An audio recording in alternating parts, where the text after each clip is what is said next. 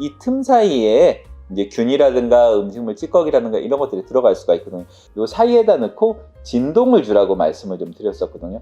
임플란트 같은 경우에도 요 사이에다 집어넣고 이렇게 진동을 주시면서 닦아주시면 좋아요.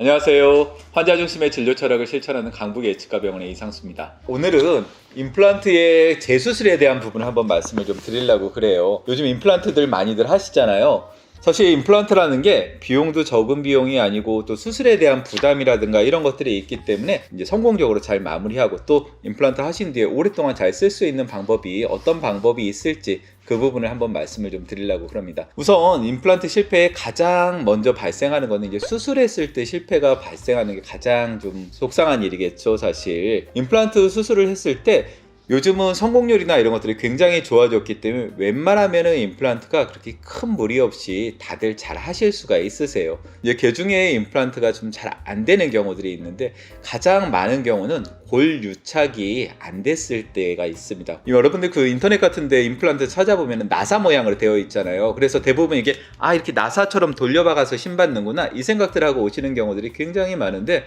임플란트는 굉장히 특수한 금속이라 뼛속에 넣어놓게 되면 뼈가 와서 달라붙습니다. 그러다 보니까 심어놓고 기다리는 시간이 필요해요. 어느 정도 기다려갖고 이제 이해할 때가 되셨어요. 그리고 측정을 해봤더니 생각보다 이게 뼈랑 안 붙어졌네요. 이런 얘기들을 듣게 되면은 그거를 빼고 다시 심던가 이런 일들이 좀 생길 수가 있거든요. 가장 많은 경우에는 뼈 자체가 좀 안 좋았을 때 좀 무리해서 이를 심거나 이랬을 때 그런 경우들이 좀 많이 생겨요. 일단 뼈가 없으면은 사실 임플란트를 어디 고정할 데가 없어요. 제일 쉽게 생각하시면 우리 나사못을 이렇게 어디 벽에다가 박을 때 석고보드 같이 심 못 받는 그런 데다가 박아놓으면은 제대로 나사못이 유지가 안 될 거잖아요. 그러니까 임플란트도 똑같아요. 뼈가 없으면 뼈 이식을 먼저 해서 어느 정도의 완벽한 형태를 좀 갖고 임플란트를 하시는 게 제일 좋습니다. 그래서 골유착만 제대로 됐으면 대부분의 경우는 고철하는 데까지는 큰 무리 없이 진행을 하실 수가 있어요. 그 다음에 실패를 또 많이 하는 게 쓰면서 실패를 하는 경우들이 좀 많은데 가장 많은 경우에는 임플란트 주위염이라는 염증이 생겼을 때입니다. 임플란트 같은 경우에는 당연하게 충치는 안 생기지만 임플란트도 그렇고 내 이빨도 그렇고 잇몸에 박혀 있다 보니까 잇몸병이 생길 수가 있어요. 그래서 임플란트 하셨던 분들은 잇몸병 관리를 잘 해주시라고 말씀을 좀 드리는데 잇몸병 관리는 그러면 어떻게 하는 게 좋으냐? 결국에는 양치질 하시면 되세요. 사실 충치든 풍치든 양치질 때문에 발생을 하는 거라고 생각을 하시면 되고 치아를 잘 닦아주시고 특히 임플란트 주위를 잘 닦아주시는 게 좋고 첫 번째로는 치간 칫솔 잘 쓰시라고 말씀을 좀 드리고 두 번째로는 이를 닦을 때 바스법이라고 잇몸을 누르면서 닦는 방법이 있는데 그 방법으로 이를 닦아주시면 되세요. 자, 이 모델을 좀 보시게 되면은 우리가 보통 잇몸 그러면은 이쪽 부분에 잇몸들이 있잖아요. 근데 이 잇몸이 여기서 치아랑 붙어 있는 게 아니고요. 잇몸이랑 치아 사이에는 얇은 틈이 있어요. 그래서 이렇게 안쪽으로 보시게 되면은 이 잇몸이 요 밑에 정도에 붙어 있거든요. 그러니까 요 위에서부터 밑에까지는 틈이 있게 되고 이 틈 사이에 이제 균이라든가 음식물 찌꺼기라든가 이런 것들이 들어갈 수가 있거든요.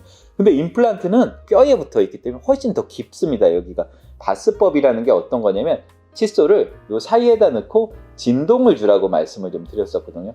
임플란트 같은 경우에도 요 사이에다 집어넣고 이렇게 진동을 주시면서 닦아주시면 좋아요. 그러면은 이 위쪽 부분은 살이기 때문에 살이 눌리면서 이 밑에까지를 좀 닦아주실 수 있어요. 주의하실 부분은 잇몸이라는 게 이렇게 기아장 모양으로 좀 되어 있으니까는 여기를 좌우로 쭉쭉 움직이시면 잇몸이 다칠 수가 있어요. 그러니까 여기 닦아주시고 띄었다가 옆에 한 두세 개씩 같이 하시게 되면 빠른 시일 내에 닦으실 수가 있어요. 요거는 꼭 임플란트 안 하신 분들이라도 잇몸 안 좋으신 분들한테 이 바스법이 굉장히 좀 좋거든요. 그런 방법들로 좀 이를 닦아주시는 게 좀 좋습니다.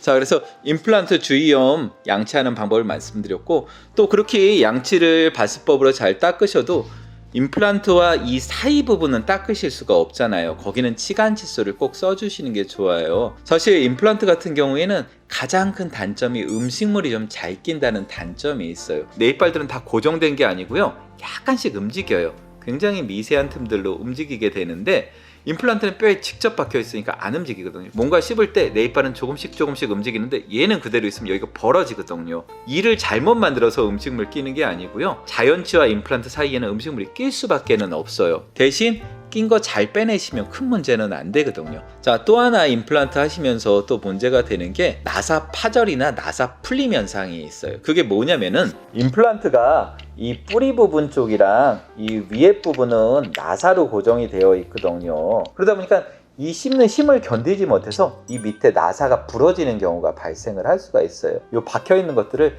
잘 제거하면은 위에 거만 다시 새거 나사로 바꿔서 하시거나 해서 이를 계속 쓰실 수가 있어요. 근데 아주 불행하게도 나사를 제거를 못하는 경우가 있어요. 그러면 임플란트를 이걸 빼고 다시 해야 되는 경우들도 있을 수 있거든요. 요게 어떨 때 발생을 하느냐, 너무 과도한 힘이 들어갔을 때. 대부분 임플란트를 이거 고정을 할 때는 임플란트가 손으로는 아니면 씹는 힘이나 이런 것들은 풀리지 않을 정도의 힘으로 고정을 해놨는데, 그러다 보니까 이게 풀리지가 않으니까 부러져 버리는 일이 발생을 하거든요. 그래서 그런 방식으로 나사 풀림 현상이나 나사 파절, 부러지는 현상이 발생을 할 수 있고, 그거보다 조금 더 드물기는 하지만 이거 자체가 부러지는 경우들도 있어요. 너무 과도한 힘이나 이런 경우들. 근데 있기는 있으세요. 이거 부러지는 분들도. 그리고 이제 마지막으로는 스케일링 잘 받으시는 게 되게 중요합니다. 많은 분들이 아직도 치과에서 스케일링 받으려면 떼낀 거 빼내는 정도 생각들을 많이 하시는데요. 치석이라는 거는 단순하게 떼낀 게 아니고 균덩어리라고 보시면 되세요. 사람 입속에는 수많은 균들이 살고 있거든요. 우리 몸에서 균이 제일 많이 살고 있는 데는 대장이 아니고 입안일 거예요. 단위 면적당 균이 제일 많은 데는 입안이거든요. 요즘은 연구들이 많이 되면서 입안에 있는 균들이 치유염이나 치주염이 생겼을 때 혈관 내로 들어가서 심장병이라든가 동맥경화라든가 이런 것까지 일으킬 수 있다, 이런 연구들이 많이 좀 진행이 좀 되고 있어요. 그래서 입안에 있는 세균들을 줄인다는 의미에서 스케일링 받으시는 게 굉장히 중요합니다. 균수를 줄여서 소독하는 거라고 생각을 하시면 되세요. 스케일링 한번 받으면 보통 한 6개월 정도까지는 어느 정도의 균수를 줄여서 유지를 하실 수가 있으니까 1년에 2번, 6개월에 한 번씩 스케일링 받으시는 게 좀 좋고요. 스케일링 치과 갔더니 1년에 한 번만 의료보험이 된다고 하던데요. 맞습니다. 의료보험은 1년에 한 번씩 정도밖에는 안 되는데, 정부에서 그래 받아야 되는 건 알겠지만 재정이 충분치 않으니까 일단 1년에 한 번씩만이라도 스케일링을 해보자, 이래서 한 건데, 평균 1년에 2번을 권해드리는 게 치과의 스탠다드입니다. 자, 오늘은 임플란트를 쓰시면서 혹시 발생할 수 있는 문제점들이라든가 그런 문제점들을 또 예방할 수 있는 방법들에 대해서 한번 말씀을 좀 드렸고요. 요즘은 사실 치과의 일반적인 치료로 자리 잡다시피 한 임플란트들 다 어떻게 살다 보면 이제 1개, 2개 정도는 하실 수도 좀 있는데, 건강하고 오랫동안 잘 관리하시고 또 씹는 즐거움들 누리실 수 있도록 말씀을 드렸습니다. 자, 감사합니다.